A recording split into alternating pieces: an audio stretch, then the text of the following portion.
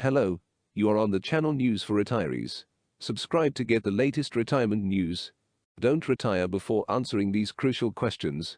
If early retirement is a goal, you're no doubt in good company. Many people dream of exiting the workforce in their late 50s or early 60s and enjoying that newfound freedom while their health is still relatively strong. But if you're serious about retiring early, you need to make sure you're in a solid position to do so, and that means coming up with an answer to these important questions. 1.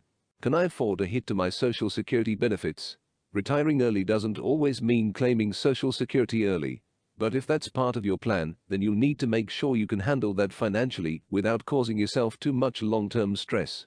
You're entitled to your full Social Security benefit based on your earnings record once you reach full retirement age, FRA, which is 66, 67, or somewhere in between, depending on when you were born.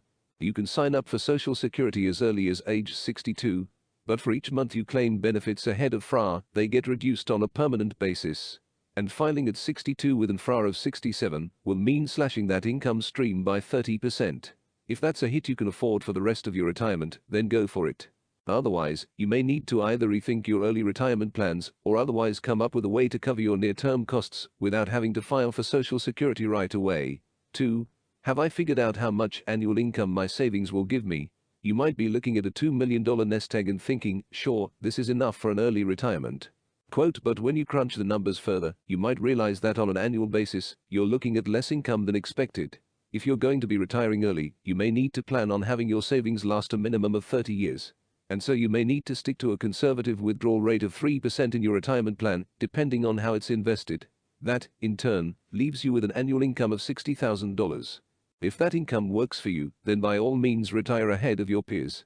But if you were hoping to get more out of your nest egg each year, then you might need to work a bit longer, so you're not tapping your IRA or 401k just yet. 3. Do I know how I'll get health coverage? Your early retirement plans might include things like traveling, mountain climbing, and other activities that could put a strain on your body. And so it's important to have good health coverage in place as you enter this exciting stage of life. If you retire too early, though, you won't be able to get that coverage through Medicare, since eligibility doesn't begin until age 65. It may be that you have a spouse who's still working, one whose health plan you can join for a couple of years. That could end up being a cost-effective solution. But if you don't have the option to jump onto a spouse's plan, then you'll need to make sure you can swing the cost of buying your own insurance. It's never a good idea to not have health insurance. But it's an especially dangerous idea as you age, since health issues do have a tendency to crop up later in life. Early retirement might be a dream of yours, and there's absolutely nothing wrong with pursuing it. But you do want to make sure you're in a good place to exit the workforce on your preferred timeline. Running through these questions will help you make that call and help you approach early retirement with a lot more confidence.